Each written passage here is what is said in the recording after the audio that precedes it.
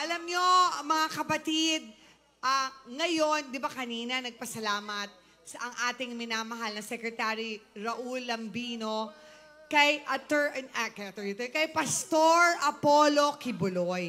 Alam niyo po ba na ngayon, kasalukuyan, 16 na rally ang nangyayari. At itong 16 na rally na to ay hatid sa atin ng ating minamahal na Pastor Apollo Kibuloy.